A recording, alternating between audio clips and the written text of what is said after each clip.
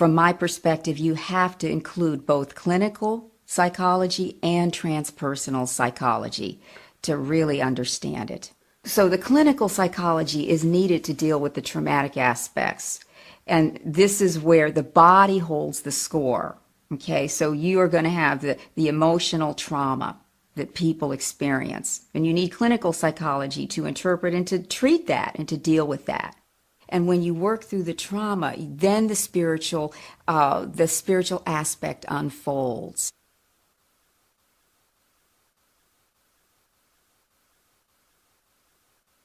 Body that's participating now in the experience, and then you have to also look at it in terms of higher states of consciousness, because some of these encounters are taking place where people are seemingly out of their body. Okay, so to have somebody that can tell the difference between that subtle realm, and by subtle realm I just mean, oh gosh, the unseen dimension that is all around us, the realm of angels and aliens and fairies and jinns. Yes, exactly. So I'm just gonna, across the board, subtle realm, and probably in some more esoteric belief systems, the astral realm as well. Okay, so I'm just gonna lump that all together and say that across the board, you've got people having encounters where they're not necessarily in their physical body. Some are, I would say, and some aren't. So you've got to learn how to distinguish. You've got to learn how to tell the difference, and you've got to be able to encompass the spiritual experience or the spiritual interpretation, because that's where people finally start to integrate this experience. When you go into these experiences, that sense of who you are changes. It is shattered, and hence you have the possibility of expansion. Would you say this is an experience that's been going on throughout human history, or is it a recent experience? I think in some form it has, but I think there are important changes. Okay, so in that sense, I could say both. I think that our experience with higher realm beings and dimensions, it's recorded in the Vedic traditions, in the Hindu traditions. And the Hebrew Bible. And exactly. So you've got higher dimensional beings. You have that communication and that influence coming in, that impact on our evolution. However, now we're seeing things that I think are fairly new, and that may have to do with our the possible demise of our species. So that's the big thing with this phenomenon as well, is that people, experiencers, are very much being downloaded with information, if you will, or shown things about the environment and about our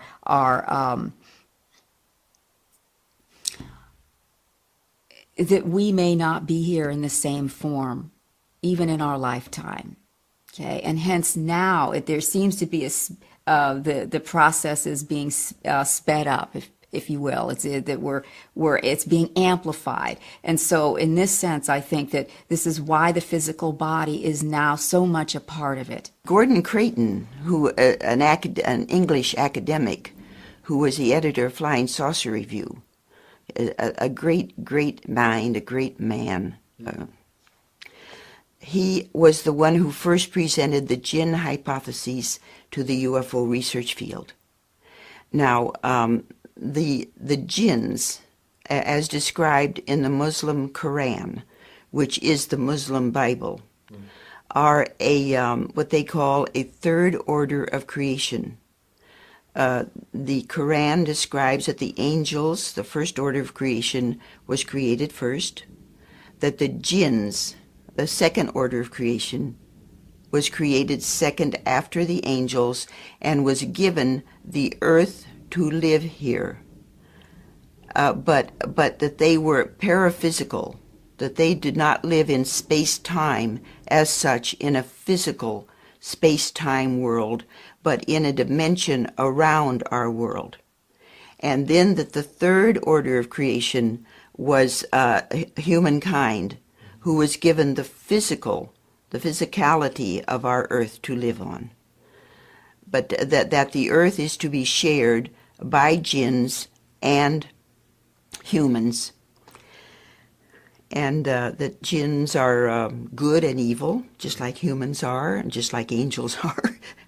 That they're good and evil jinns, and that according to Gordon Creighton's hypothesis, that the so-called entities, the so-called UFO entities, who reportedly abduct human beings and sexually harass them and victimize them in other ways, are actually the order of creation which the Muslims call jinns, that they are a paraphysical form of creation which shares the earth with us.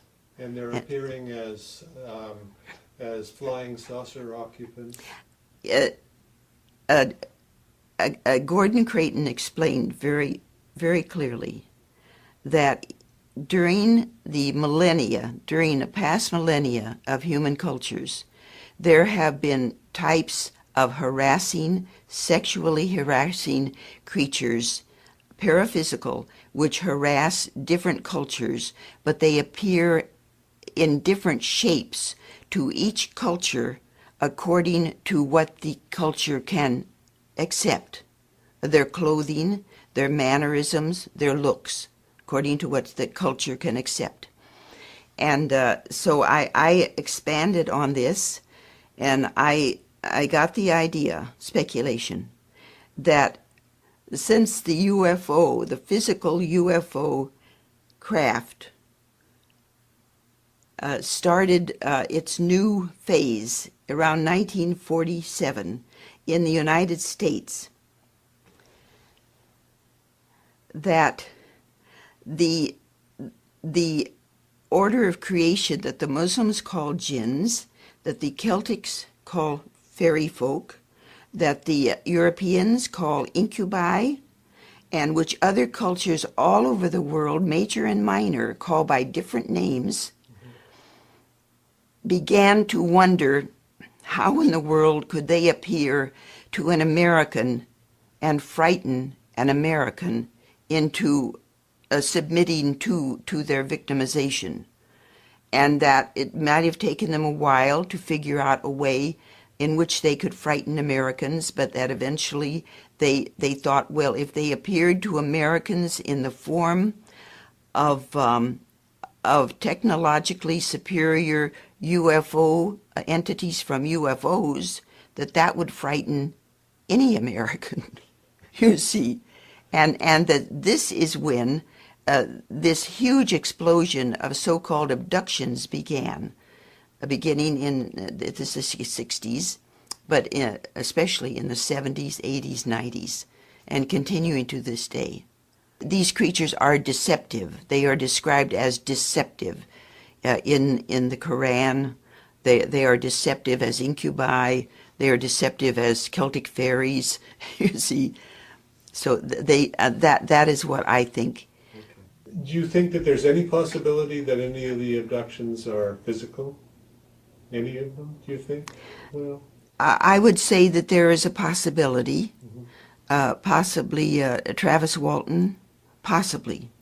Although the witnesses that saw the UFO strike him with his beam of light did not see him go into the UFO, you see.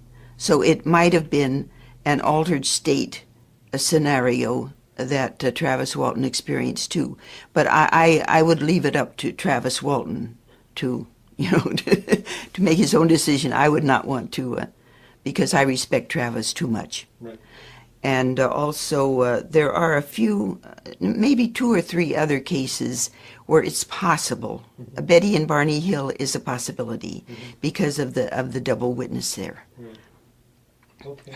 But most abductions that I have investigated, and I've investigated about 300 cases all along, they they all seem to me to be experienced in an altered state of reality, not dreaming, but an altered state in which these creatures can appear to human beings. Good morning. I'm very pleased to be here presenting my very latest research in a highly unusual topic that many of you are probably not familiar with: the Djinn and shadow people and their relationship to ETs, especially the abduction scenario.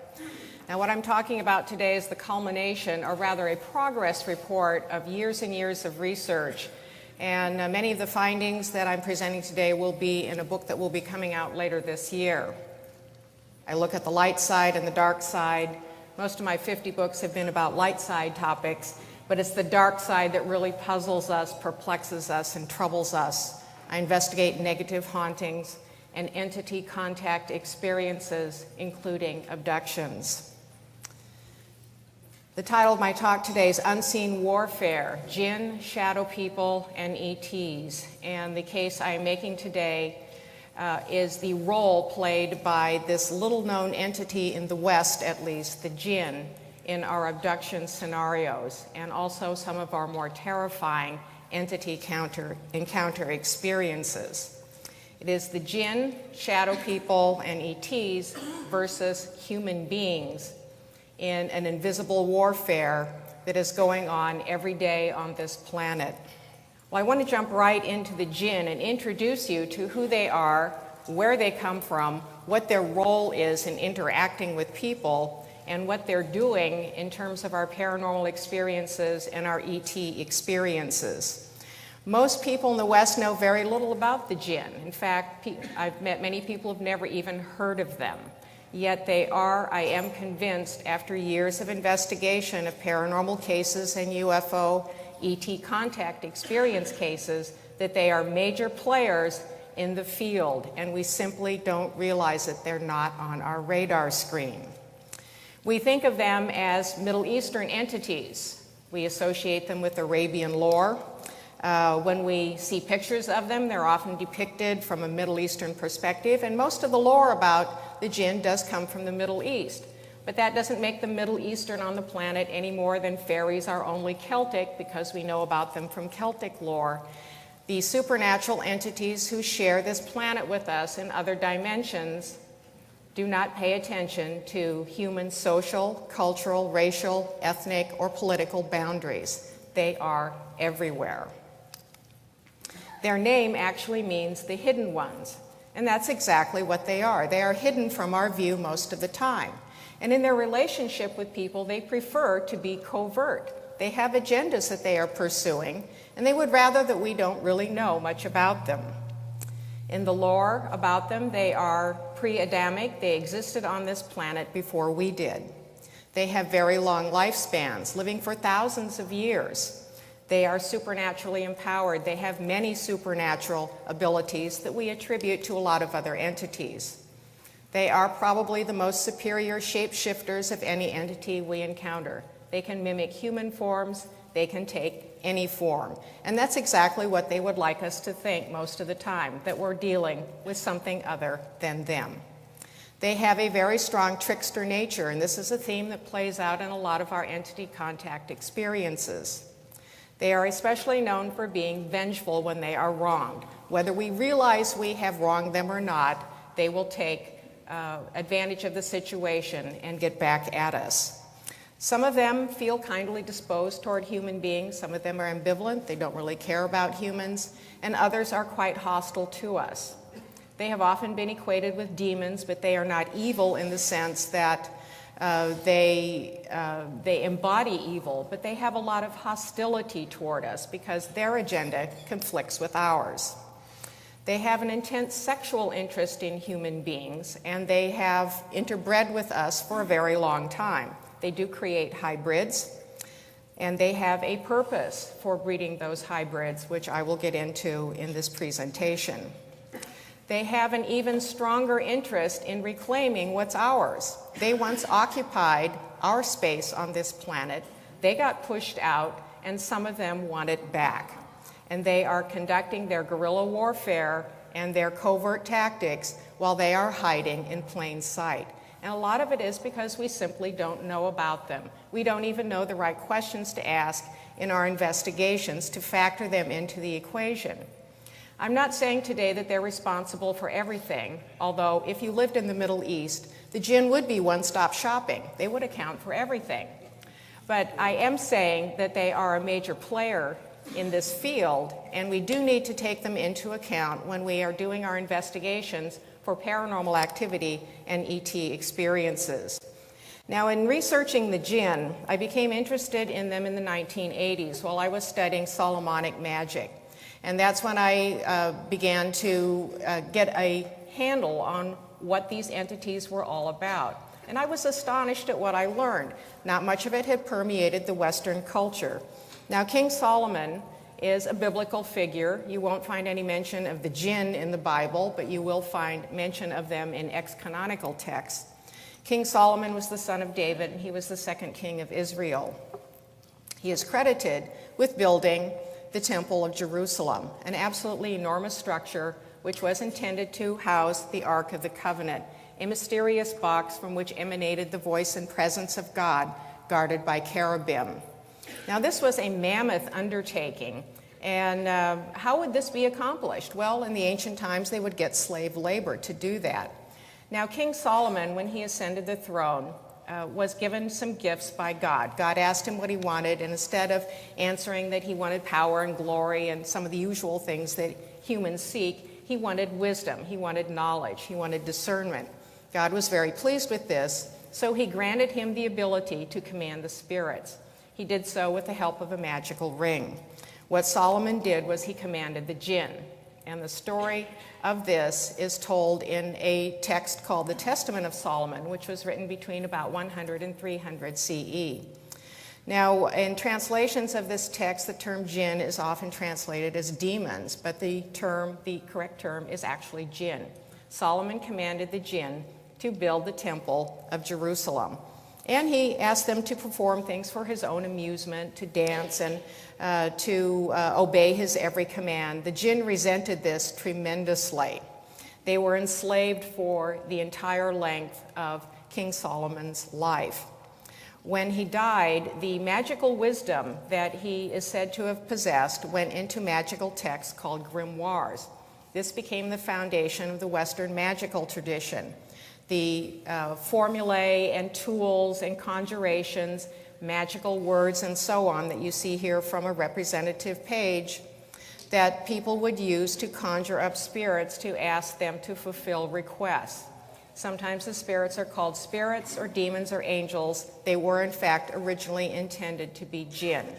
And the Djinn are still conjured today along with a lot of other entities. This is the most significant magical grimoire, the Grand Key of Solomon the King. It has many translations over the centuries. This one in particular is aimed at Djinn summoning. These texts are quite popular in certain areas of the paranormal today. Now, the Djinn were absorbed into Islam. This does not make them Muslim entities. They simply were absorbed into the religion, the way angels are absorbed into Judaism and Christianity. Angelic beings exist everywhere around the planet. Well, the Djinn exist everywhere too. There are actually numerous references to them in the Quran, an entire chapter about them, in fact, and numerous other references in the Hadith and Quranic commentaries. The Hadith are collections of stories about Muhammad, the things he said and did. And he had a lot of things to say about the Djinn and how to protect yourself against the Djinn and what their role were in the spiritual development of human beings. Now, the story that's told in the Quran, the creation story about the Djinn, was that in the beginning there were angels and Djinn, nobody else. The angels were created out of a very pure spiritual light, and the Djinn out of smokeless fire. The Djinn had access to heaven with the angels who followed the will of God, but they seemed to be different creatures with their own free will. Then God decided to create human beings out of earth and water, and that's where the trouble began. So pleased with his creation, God instructed the angels to bow down before Adam, and the angels complied because they had no free will. They followed the will of God. But the Djinn, under the direction of their leader Iblis, declined. Now, Iblis's name means despair, or he who is despaired. And Iblis said, no, I'm not bowing down because human beings are inferior to us, and I'm not going to bow to anything inferior. This angered God, and he cursed the Djinn and cast them out of the realm. Now, Iblis was very horrified at this, and he went to God to appeal. And he said, look, give us a chance. If you give us a chance to prove that human beings are unworthy, then reinstate us to what was rightfully ours. God said, you have until Judgment Day to prove your case. And so the Djinn were banished from this place into what we would call today a parallel dimension, another realm. But they find ways back into our realm. And some of them are very committed to reclaiming what was rightfully theirs. Now, the Quran is actually preached to humans and Djinn alike. Djinn are given the opportunity to convert to the faith, and Djinn are having free will, can follow any faith they want or no faith at all. The very hostile Djinn who followed Iblis became comparable to what we call demons. There are technically no fallen angels, but they take on the role of hostile intervention and interaction with human beings, causing them torment, causing possession, creating chaos and upheaval in the world. Other Djinn retreated to other areas of their new world where many of them choose not to interact with humans at all. But in terms of our paranormal experience, we're seeing the hostile end of the equation. From their own dimension, where a veil or a doorway exists between us, they press up against it, looking for ways to come back and interact with people, to take back what they think is rightfully theirs. They do this by attaching to people, by following them throughout their lives sometimes, by creating possession cases, abduction cases, negative hauntings, and they come through a lot of areas that we call portals, or a vortex area. We all know places like that on the planet where there's a lot of intense paranormal activity. Everything, kitchen sink, UFOs, lights in the sky, mysterious craft, mysterious creatures, haunting phenomena, bizarre cases where people can't seem to stay in their homes very long because of activity there. I've investigated a lot of those, and I've come to the conclusion that the dominant entity involved in these are Djinn. Well, what's the true form of a Djinn? If the Djinn were made out of smokeless fire and they can shapeshift in anything, what are they originally? We simply don't know because we usually see them in some sort of shapeshifted form. But this drawing came in from an experiencer that I think is probably very close to what an original form might be like if we could perceive it. And this is an entity that has periodically visited a woman and has caused a lot of negative haunting phenomena in the home and behaves very much like a Djinn. Now, one of the things about Djinn, when they come to haunt a location or attach to a person, cause phenomena and possession or oppression, they are very resistant to our conventional means of exorcism. They don't respond to the usual remedies that we would apply against ghosts or poltergeists or even demons. Many of them can be very firmly entrenched and simply not go away. And that's the case with this woman who sent in this drawing of this swirling electrical field. And her description was, I saw a metallic shape right in front of me. It was shaped a lot like bismuth, bluish green, angular and opalescent. It bends and twists almost organically of its own accord, and a deafening, resonating hum begins to fill my ears. Now, in many cases of entity contact experiences and the manifestation of phenomena, we have an onset of humming, tingling, buzzing, sort of an electrical feel in the atmosphere. Many abduction cases are characterized by this. I associate it with a rending of dimensions. That there is some sort of transdimensional shift taking place that allows this entity or these phenomena associated with an entity to pop through into our dimension. These same sorts of characteristics are described in the onset of out-of-body experiences and also near-death experiences. So again, it's the push of one dimension into another. like to give you a few examples of some cases of their possible shape-shifted form. One of their favorites is a snake. This comes from ancient times. In fact, Muhammad said if a snake came into your home, you must ask it politely 3 times to leave. Because if it's a jinn, you do not want to kill it because you will enrage its family and they will come back and take vengeance on you. If by the 3rd time the snake does not leave, it's a snake, you can go ahead and kill it. But we also have a lot of interaction with reptilian entities, and this brings in the jinn connection. It is one of their favorite forms.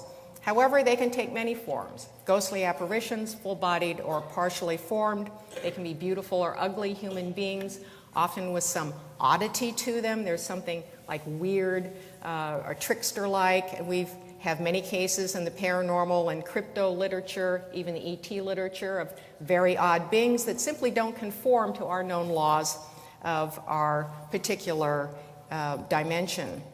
They are often in mist, fog, smoke, and clouds, sometimes transparent, often black. I've seen them as swirling black clouds that look like ink moving through space. And sometimes these clouds will morph into other shapes, and sometimes shapes will morph into the fog and the clouds.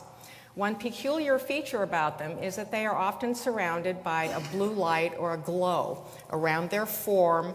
It almost has an electrical-like feel to it, an appearance to it, and these are characteristics often associated with the onset of abduction experiences too. The jinn especially love to take weird shapes that unsettle us and disturb us because we do not consider them to be natural.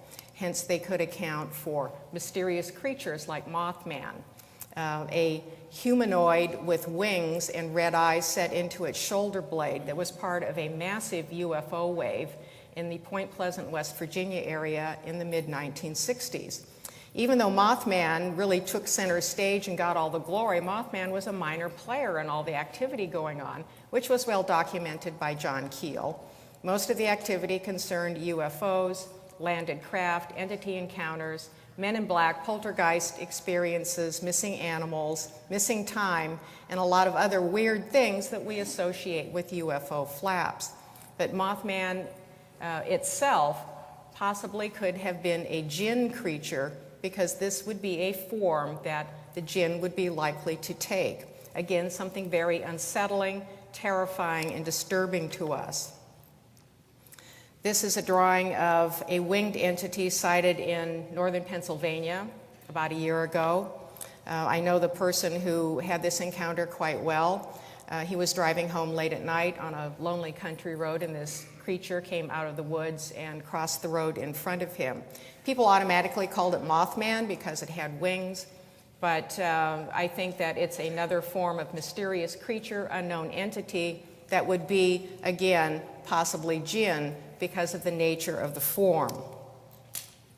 Mysterious creatures like this entity, the grave robber, which I've been tracking in West Virginia, could be a jinn form as well. Again, an entity that's not known to our dimension, doesn't fit any of our known parameters of what a creature ought to look like or act like. These entities are seen in haunted areas filled with a lot of paranormal activity, including UFO activity, shadow people, hauntings, and the like. And they are known to hang around cemeteries where they are said to disturb graves, according to lore that goes back generations. The jinn are also said to prefer lonely places like desert landscapes, cemeteries, and lonely places. Sometimes jinn take on weird human forms. This is from a case I've been following in Florida for several years, a woman who is a multiple experiencer of all kinds of phenomena, including what we've identified as jinn, who show up in a variety of forms. And this particular one was quite terrifying to her, a scraggly-looking humanoid figure with saw teeth and long stringy hair hanging off the exposed parts of its body, and dressed very weirdly. Again, we have this trickster element to it. Why would an entity dress in trousers and scruffy army boots and show up to terrify someone? But it's these odd appearances that upset us because they are out of the norm. And that's exactly what a lot of the Djinn want to do. They want to keep us off balance. Sometimes they can appear in very exotic, seductive forms. Beautiful men and beautiful women, and this is how they approach human beings when they want to seduce humans for the purpose of having sexual congress or for breeding hybrids. Now in Islam, the Djinn hybrid is considered an abomination, but the lore for Djinn and human hybrids goes back very far into ancient times, into ancient Persian lore, in fact. Now, one of the romantic components of the Djinn lore is an entity called the Qareen. And this is a Djinn who attaches to a person from birth as a lifelong companion and sometimes as a romantic partner. It has similarities to the daemon of the Greeks, the good, bad, ambivalent spirit that would whisper in one ear and whisper in the other ear. It has similarities to a guardian spirit and even a guardian angel, since it's attached to human beings from birth.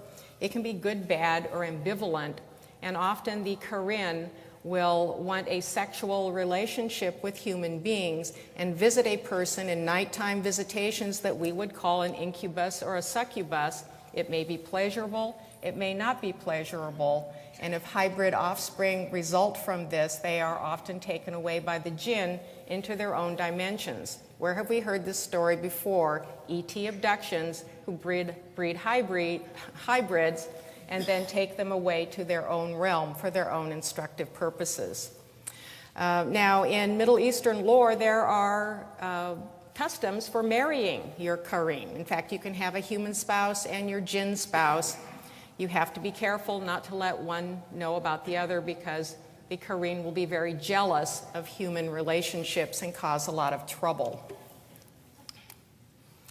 Even if the Djinn takes on a very seductive form in a romantic relationship with a human being, behind it is another more hideous form that it will show if it becomes displeased with the human being.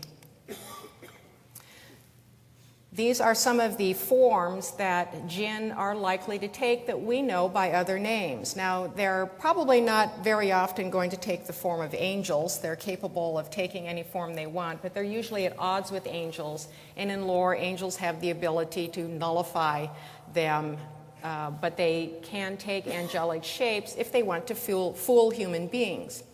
They can appear as demons, fairies, extraterrestrials or ultra-terrestrials, unknown entities from another dimension, a term coined by John Keel, shadow people, dark silhouettes who visit people in their bedrooms, cryptids and mysterious creatures, and ghosts and poltergeists. In the years that I have been documenting paranormal phenomena and haunting cases, and I have come across a lot of cases that defied categorization by our known parameters, I've come to the conclusion that we are dealing with Djinn.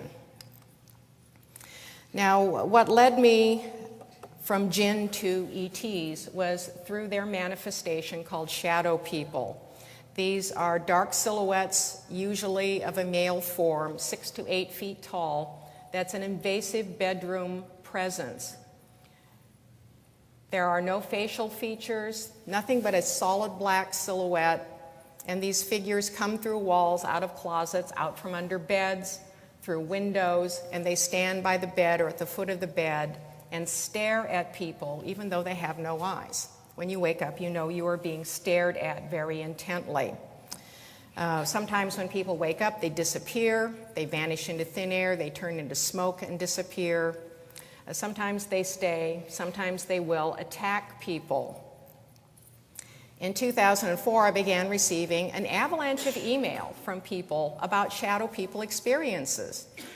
And there was a marked similarity to all of these experiences. It piqued my curiosity in terms of what's going on. When I get a lot of email about a particular pattern of experience in interdimensional activity, because it indicates what I do in my work is I look at people's experiences and find patterns. What are the patterns involved? How can they be related to other known patterns? I look at history, folklore, mythology, the anecdotal literature, and I try and make sense from a bigger picture in terms of how people are having their experiences, why, and what it means for the individual and for human beings as well in terms of their relationship to other dimensional realities.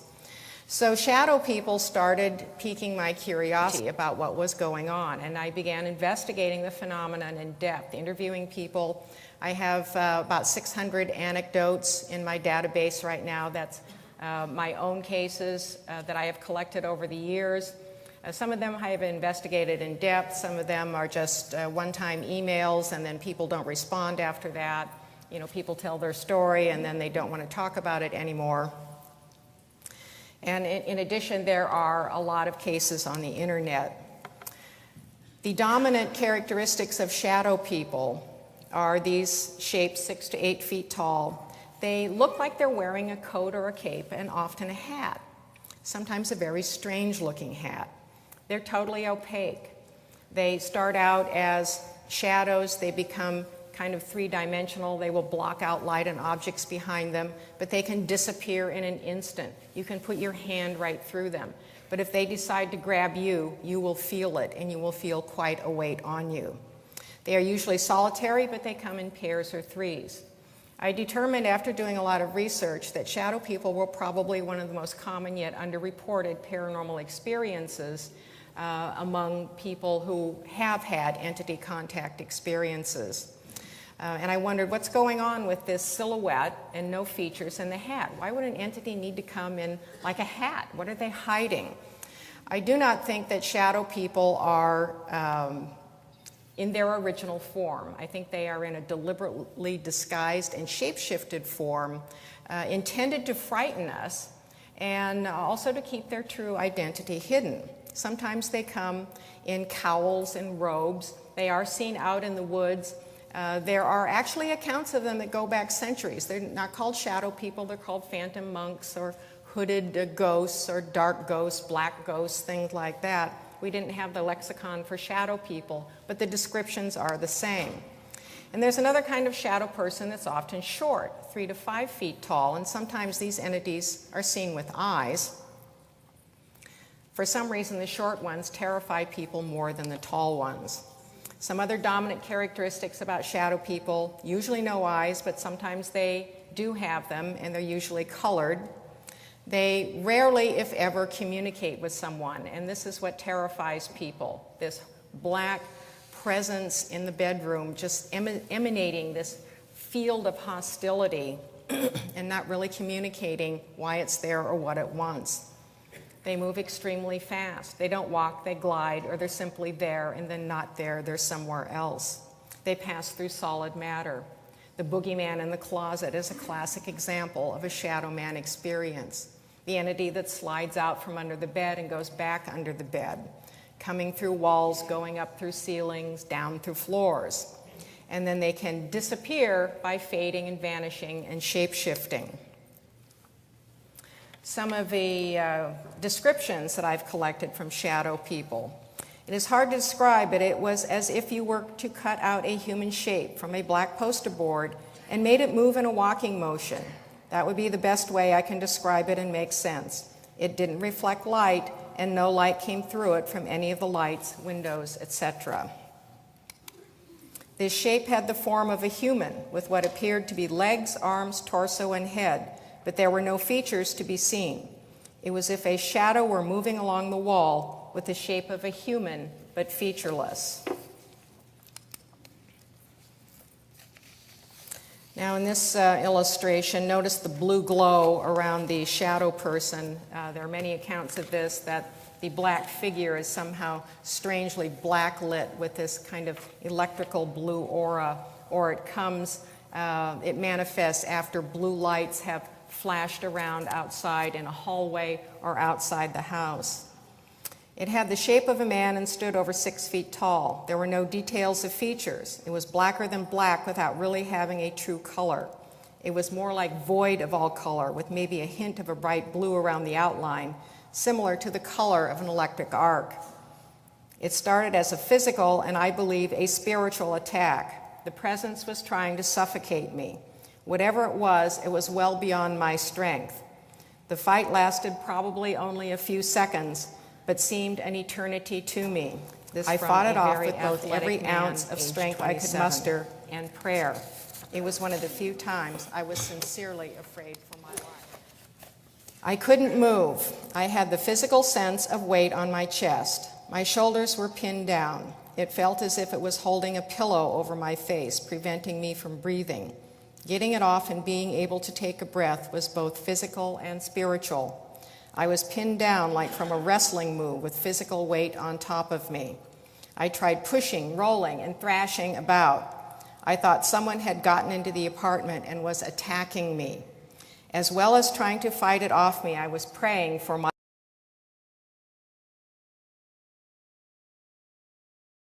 life. I didn't have the strength to get it off. Suddenly the weight lifted, and I was able to see my attacker, the shadow image. It was so real that I checked all the doors and windows after the attack to see how anyone could have gotten into the apartment. Everything was locked from inside. Out of the hundreds of cases I have collected, there are 3 words that show up in almost every account: fear, panic, and terror. People may have a single experience in their lives, never forget it, never want it again, and even talking about it makes them fearful that it will come back and get them because they feel that somehow it has a psychological, psychic link to them, and it always knows where they are and always knows how to get them on its own terms, own time, even though years may pass. We find the same hallmarks in ET abduction cases.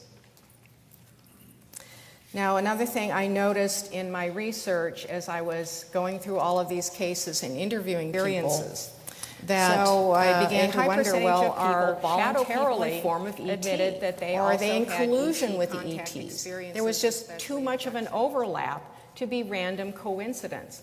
And in fact, it seemed that the onset of ET abduction experiences was preceded by shadow people experiences, sometimes by years before the abductions would start.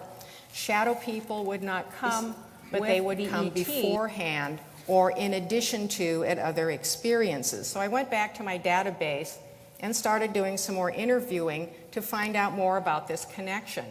Were shadow people scouts? Were they drones? Were they monitors? Were they working against ETs or for ETs? And so these are some of the conclusions that I came to, that the shadow people were involved in observing, monitoring, and data collection, and probably programming, because people feel that they're being bored into by these colored eyes or these invisible eyes, and that the entity is somehow getting inside of them. People often ask me how shadow people could be prevented. They would try prayer, keeping the lights on, carrying amulets, crystals, saint metals, whatever their spiritual tradition offered them. And I found that there was no universal remedy against all of them. Some things worked for some people and some for another. But some of the shadow people and ET experiencers had some interesting accounts to tell me about the variety of beings who were visiting them.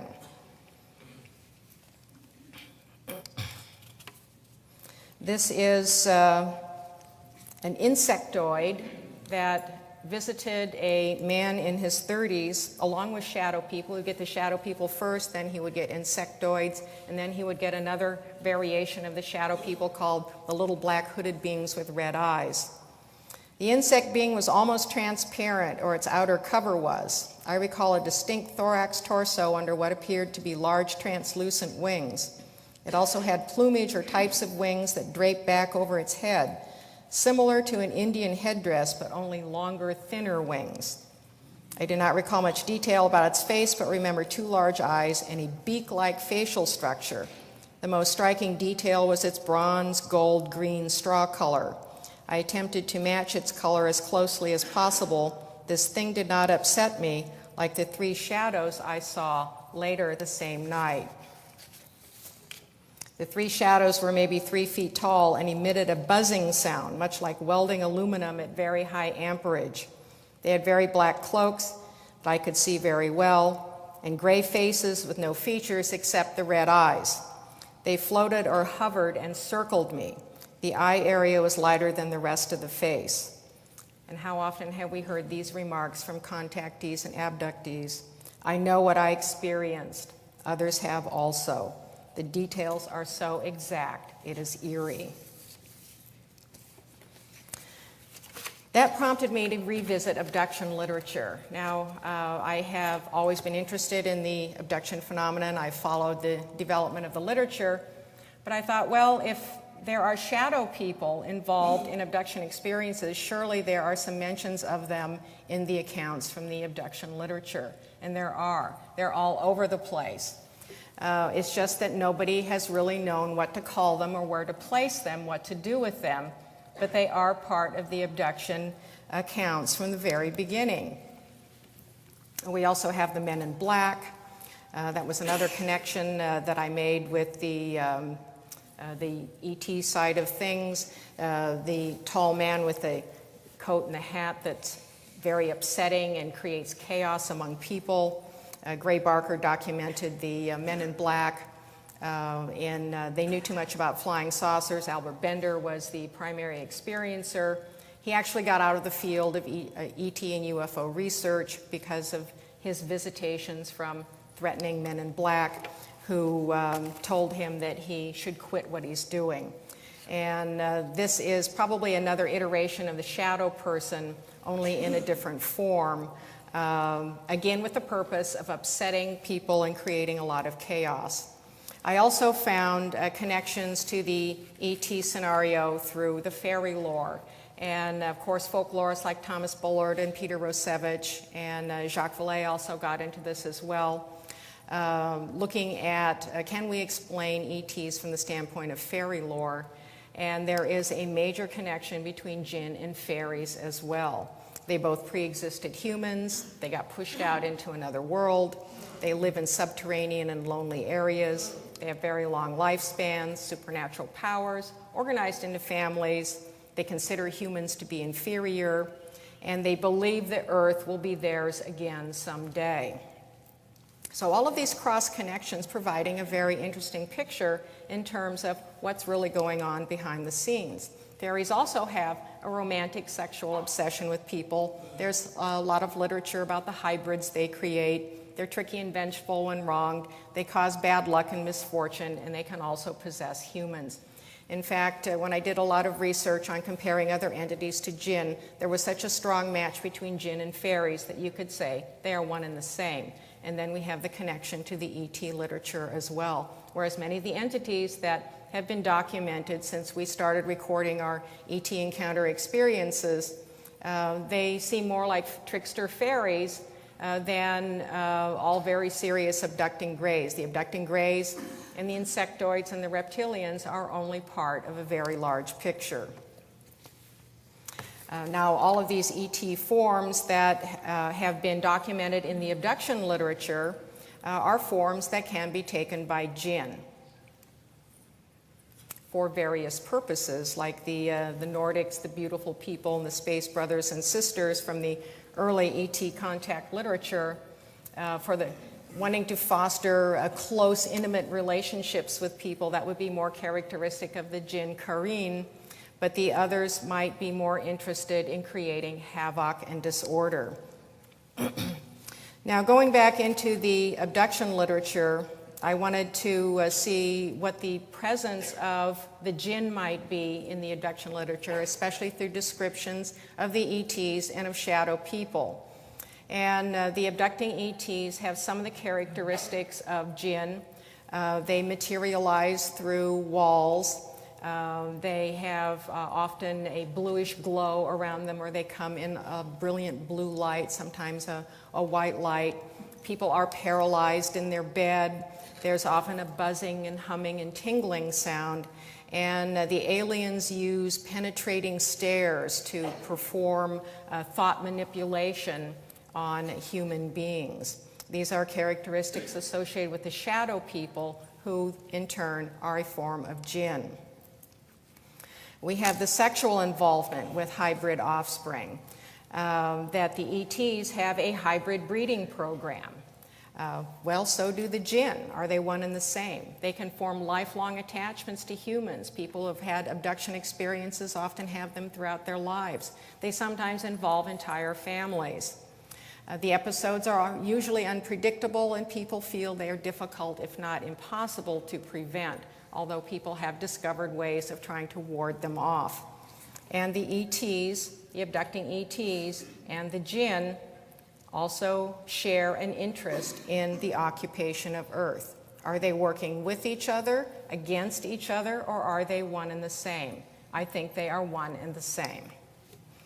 In going back through the abduction literature, as I mentioned, I looked for accounts that bore the hallmarks of Djinn. Now, in discussing these today, I'm not saying that these are Djinn cases. I'm saying that they bear similarities to the hallmarks of Djinn, and when we do our abduction evaluations, we should take the Djinn into account as players on the field, that there may be something else going on other than what we have assumed. The Tujunga Canyon contacts were one of the earliest well-documented cases, 1953. It originally involved 2 women, spread to 5 principal abductees, and Ann Druffel did an extensive investigation of this. I have talked to her about this case, and then she joined with D. Scott Rogo in a further investigation of it. The principal abductee, a woman pseudonymously known as Sarah, described her initial encounter with shadows, not with the grays, but with shadows. It started with a strange light outside the house that woke her up. Then these shadows appeared on the lawn. They passed through the glass windows, and that's when the experience then started. Under regression, she said shadows, like shadows in the room. They're moving. The shadows are moving. Yeah, they're coming across the lawn and into the house. They're so shadowed. It looks like they're wearing almost like a black ski mask, but the whole thing is black, and just their eyes are out. What are all these figures? The hall, they're between the bedroom and the kitchen. These people, all these dark figures, you can't see through them, but they're very much like a shadow. They're not transparent at all. And it seems that after the shadow people make their initial contact in an abduction experience, then the entities who move into the scene are the abducting greys, the reptilians, the insectoids, and other kinds of shape-shifted forms. In Intruders, Bud Hopkins did such wonderful work documenting cases in the abduction arena, and he does have descriptions that would match Djinn in his material as well. In Intruders, which documents the experiences of entire family in the Midwest, he talks about children seeing figures that move in and out of the closet. They're big-headed. He doesn't offer more of a description than that, but it is very similar to descriptions that children have given of small shadow people that move in and out of the closet, the boogeyman, so to speak, with lights and a glow around its head. And it communicated by telepathy. Another experience that stood out in Intruders involved a shadow person that manifested to one of the relatives of one of the principals. In November 1983, the man went on a hunting trip to Indiana. He woke up in the middle of the night with strange lights. Outside, he saw 2 shadowy figures, had missing time of several hours. Then, about a month later, he was driving to work in his double cab pickup truck, and he looked in the rearview mirror, and sitting there was a shadow man wearing a large hat. Unbelieving, he turned his head and looked over his right shoulder. The figure, apparently a normal man, was wearing what Johnny later described as somewhat resembling a big Western hat. He appeared solid, darkish, clearer in silhouette than in surface detail. Johnny panicked, pulled on the brake, and jumped out of his truck. No one was in the truck when he looked back. He was so shaken by this experience that 2 days later he sold the truck. I have had many accounts of shadow people manifesting in the back seats of cars. And this one comes along with an ET case as well. Now, some years ago, I did have the opportunity of speaking with Bud about shadow people. And he said, yes, he had many accounts of them in his literature. He considered them to be part and parcel of the ET experience, not something separate or belonging to another kind of entity. And I have found that we simply just haven't known the right questions to ask. We don't know what to do with these experiences and these accounts in terms of putting a lot of pieces together. In Communion, Whitley Strieber's experiences, he does talk about seeing small hooded beings before the onset of his abduction experience. In October 1985, I saw something that looked like it had a hood on it. I was looking into the far corner of the bedroom where I saw a dark shape about 3 feet tall standing in the shadows. I saw something that looked like it had a hood on it. My memory was of seeing the shape sweeping across the room and realizing with a feeling that galvanized my whole being, it was something totally unknown to me, glaring at me from right beside my bed in the dead of the night. He was under hypnosis when he gave this account. I then emerged spontaneously from hypnosis. I relived fear so raw, profound, and large that I would not have thought it possible that such emotion could exist. You could take this account straight out of the shadow people literature as well. In December 1985, a 3.5-foot figure in his bedroom manifested. I could see perhaps a third of the figure, the part that was bending around the door so that it could see me. It had a smooth round hat on with an odd sharp rim that jutted out easily 4 inches on the side that I could see. I could not see the face. When it was close to the bed, I saw 2 dark holes for eyes and a black downturning line of a mouth that later became an O. And of course, Whitley has, who's here this weekend, he's explored in depth in several of his books his developing theories and ideas about what he has experienced. But the early experiences at the onset of the abduction encounters matched a lot of shadow people descriptions. And again, the shadow people connection preceding the abduction experience. Now, this is a photograph of a shadow person from the home of Stan Romanek. I've had several conversations with Stan about his experiences and the presence of shadow people in his home. And an interesting photograph with a dark figure at the top of the stairs. I just saw another photograph that he had with him yesterday, captured in his office, of a shadowy form.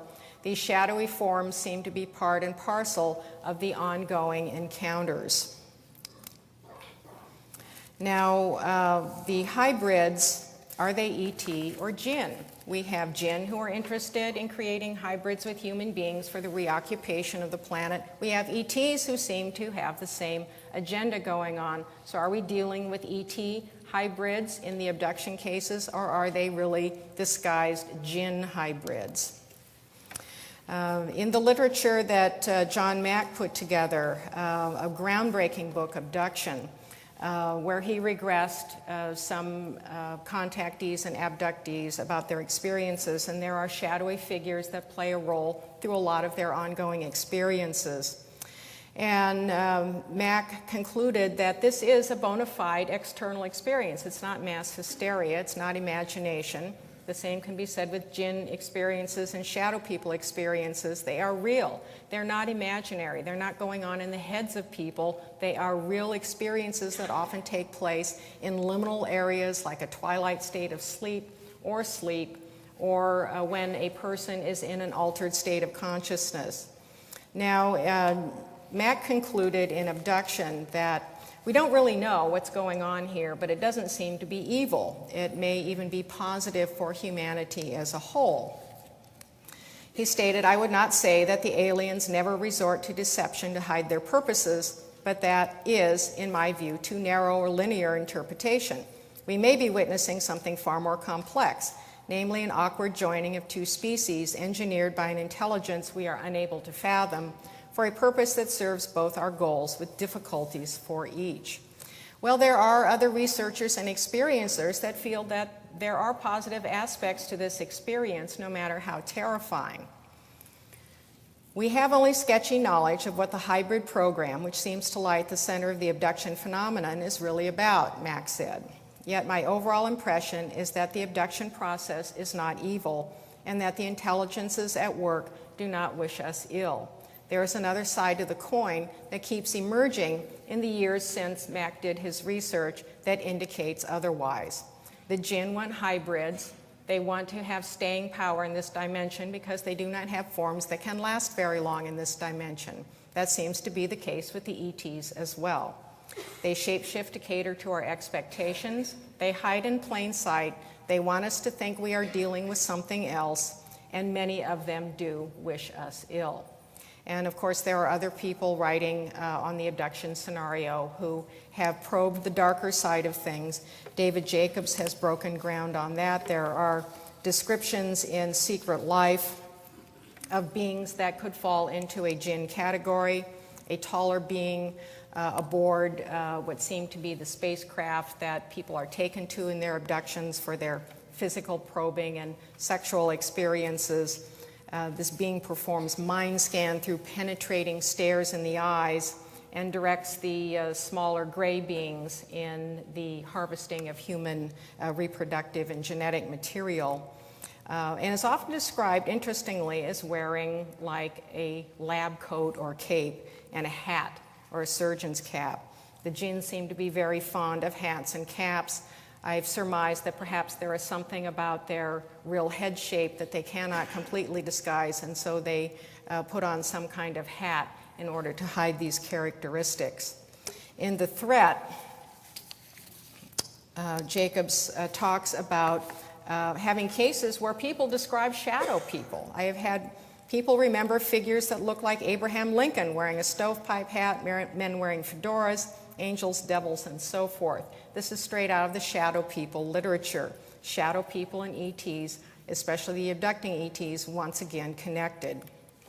Now, Jacobs concluded in his research that virtually everything the aliens do is for the service of this abduction program and the hybrid breeding program, and that the hybrids are intended to infiltrate the planet for agendas that we can only guess at. One of them may be a colonization of the Earth. This is part of the Djinn program as well, wanting to come back into this dimension to reclaim what was theirs. Now, Jacobs also talked about what he called the personal project hybrid. This is a very complex relationship that an abductee has through life, often from childhood. The hybrid attaches itself to a human being and ages along with it as the person ages, manifests at different times. The relationship has a sexual and hybrid breeding purpose, and that some of the hybrids are kind and benevolent while others are abusive and even jealous of their human partners. Who else acts like that? The Kareen, the lifelong partner attached to a human being at birth who wants to have a romantic sexual involvement, can act like a spouse, and is often jealous of human partners and can be very abusive. So is the personal project hybrid another way of describing the Kareen? Well, there are certainly a lot of very strange associations. They both share these common traits. Attached from childhood, different guises, sexual interest, jealous of human partners and spouses, and manipulative and abusive. Another interesting thing that Jacobs found in some of his cases was that when the aliens gave impressions of their homeland, it was often a desert landscape. The desert, of course, is in Middle Eastern lore where the Djinn like to live, in remote, lonely areas that human beings usually do not frequent. They like caves, they like tunnels. And when I have been doing my paranormal investigations of cases that I believe to be Djinn, I often find them in areas where a lot of mining has been done, where there are negative magnetic anomalies in the soil. That is, the magnetic field is a lot lower than the surrounding areas. This may be one of the characteristics of these portal areas that enables the doorway to open more frequently. And we find another link here in the ET literature. He also pointed out that abductees who are unaware, and I think this is true, because we haven't had the knowledge about all of the players to really explain our experiences. And so people often explain experiences as ghost hauntings, encounters with demons and the devil, out-of-body trips and the like. And of course, from the perspective of the abducting ET literature, these entities would be ETs. But as we know from a lot of other examinations, fairies fit, Djinn fit. So what are we really dealing with? Is there like something behind all of these masks that can account for what's going on here on a widespread basis? Well, people have made various stabs at explaining what's going on. And John Keel, who was someone I had the good fortune to know, had some very novel ideas, even going back to the 1970s. Keel was quite ahead of his time with a lot of his ideas. And in Operation Trojan Horse, he put forth the idea of like a supermind, that all of this stuff that goes on is controlled by some sort of a supermind entity that's beyond our control. We're at the mercy of it. And it has a trickster nature to it, and it does weird things to us whenever it wants to. And he viewed it as kind of hostile to human beings, that this was not in our interests. This idea has been elaborated on by other researchers as well. In the Tahunga Canyon contact experiences, Rogo said that he thought that he appreciated Keel's views, and he discussed some other views that were prominent in the literature too, but he was of the opinion that perhaps the abduction experiences were projections, that whatever was out there as this supermind got a bead on people, on what was going on inside of them, and somehow this connection exteriorized these experiences in the abduction format.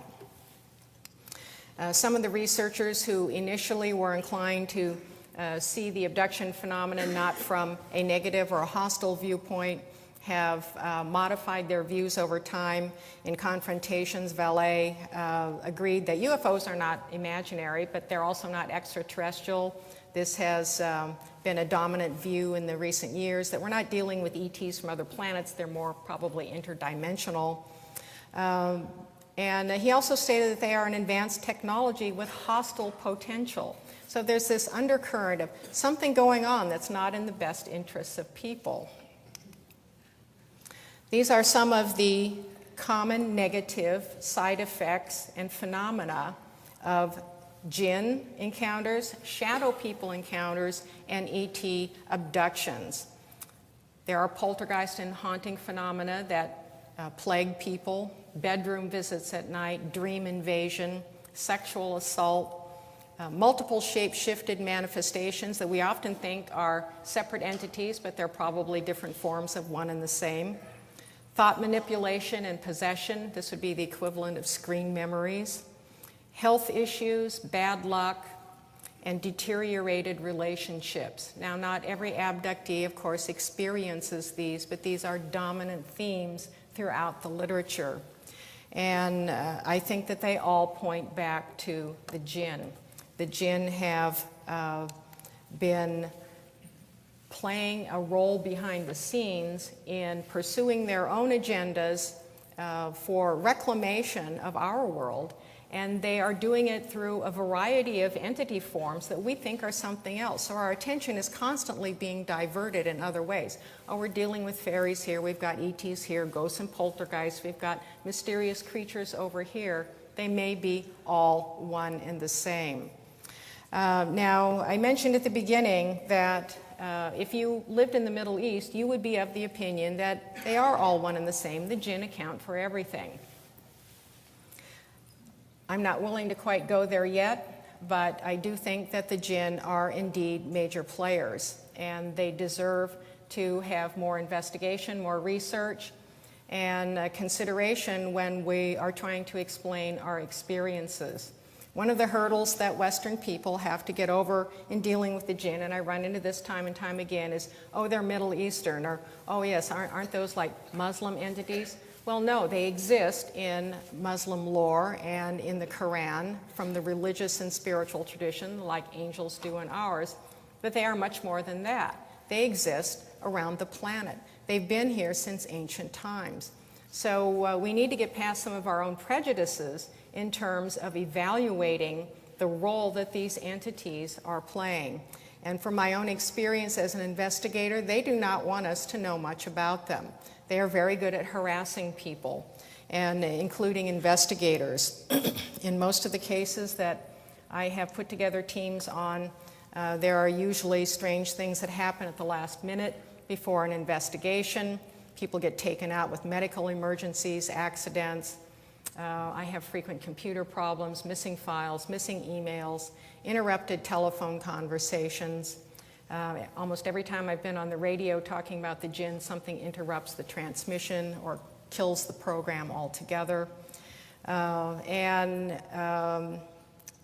These sorts of electrical interferences and technological interferences are part of the abduction scenario as well. So what I'm advocating is that we pull back and take a broader picture here. All of these things are interconnected in some way. And I find in my research that people in one field don't seem to talk much to people in another field. The people in UFOs don't talk to the paranormal people, who don't talk to the Bigfoot people and the crypto people, who don't talk to the metaphysical people. And I think we need to pool our information because we all may be dealing from the same page here, just in different ways.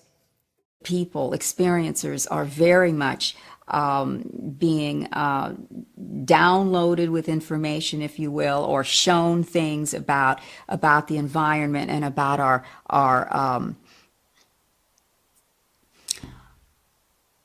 that we may not be here in the same form, even in our lifetime.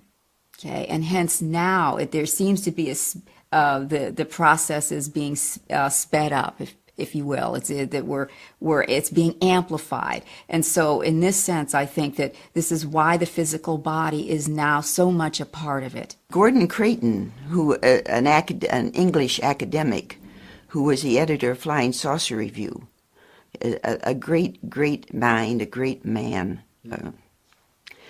He was the one who first presented the Djinn hypotheses to the UFO research field.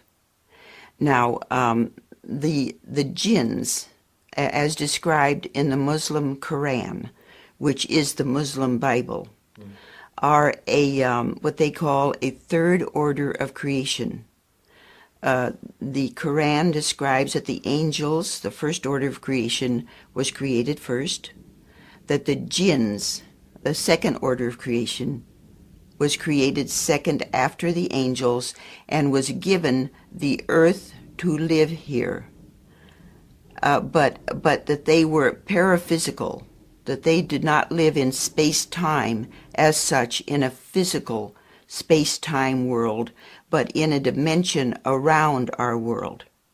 And then that the third order of creation was humankind, who was given the physicality of our earth to live on.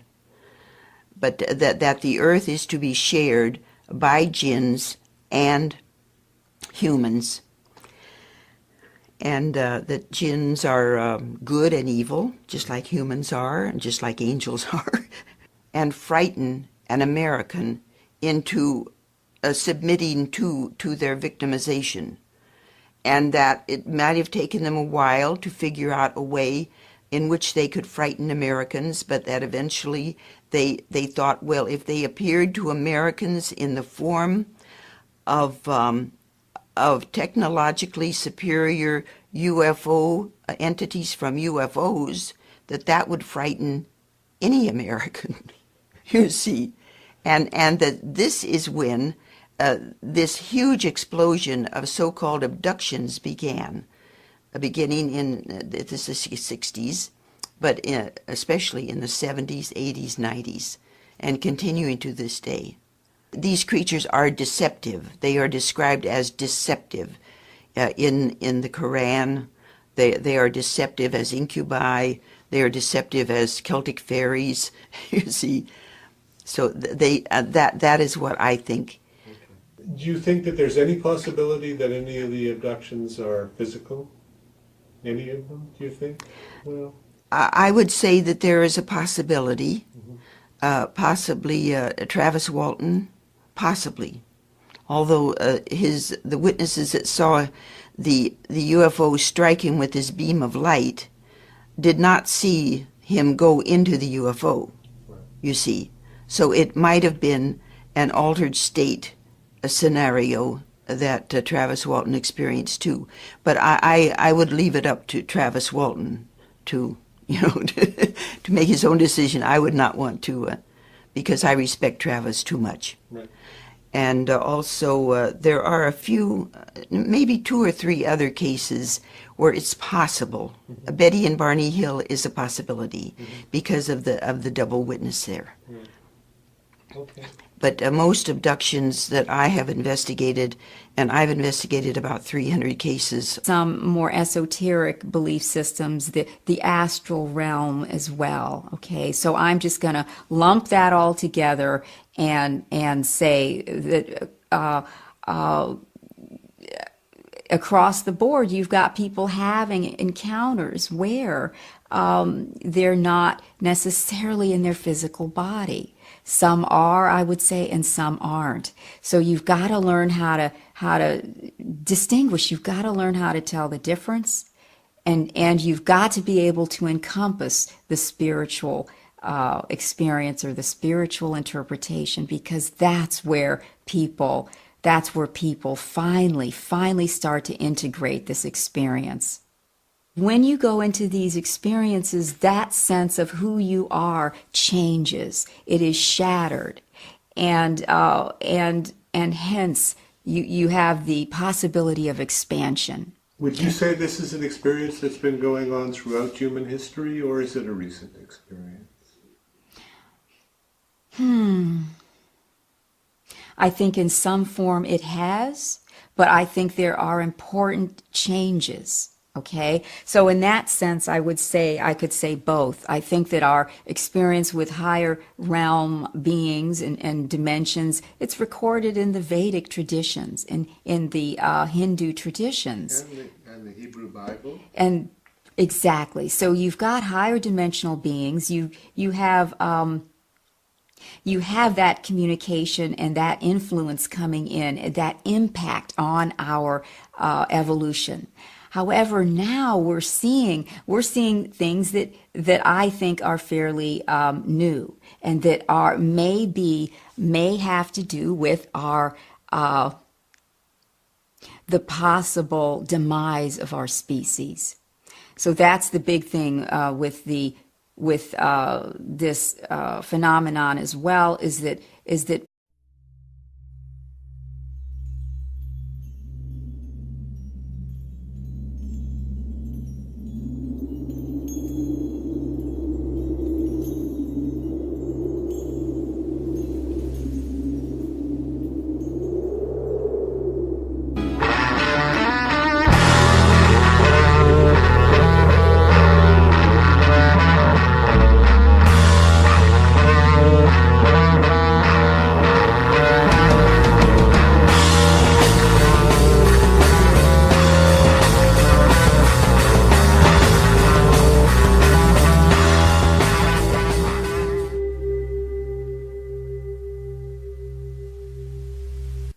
from my perspective, you have to include both clinical psychology and transpersonal psychology to really understand it.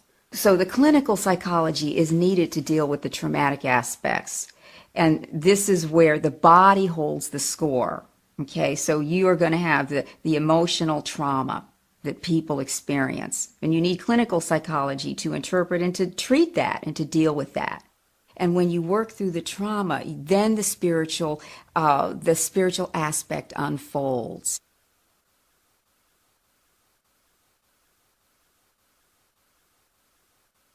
Body that's participating now in the experience, and then you have to also look at it in terms of higher states of consciousness, because some of these encounters are taking place where people are seemingly out of their body. Okay, so to have somebody that can tell the difference between that subtle realm, and by subtle realm I just mean, oh gosh, the unseen dimension that is all around us, the realm of angels and aliens and fairies and jinns. Yes, exactly. So I'm just gonna across the board subtle realm and probably They're good and evil jinns. And that, according to Gordon Creighton's hypothesis, that the the so-called entities, the so-called UFO entities, who reportedly abduct human beings and sexually harass them and victimize them in other ways, are actually the order of creation which the Muslims call jinns, that they are a paraphysical form of creation which shares the earth with us. And they're appearing as flying saucer occupants?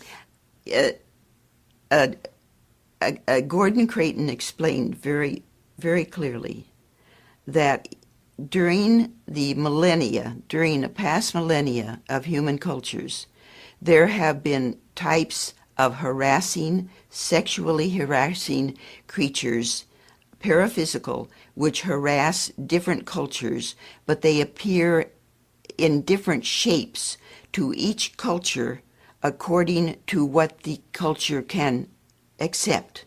Their clothing, their mannerisms, their looks, according to what the culture can accept. And so I expanded on this, and I got the idea, speculation, that since the UFO, the physical UFO craft, started its new phase around 1947 in the United States, that the order of creation that the Muslims call jinns, that the Celtics call fairy folk, that the Europeans call incubi, and which other cultures all over the world, major and minor, call by different names, began to wonder how in the world could they appear to an American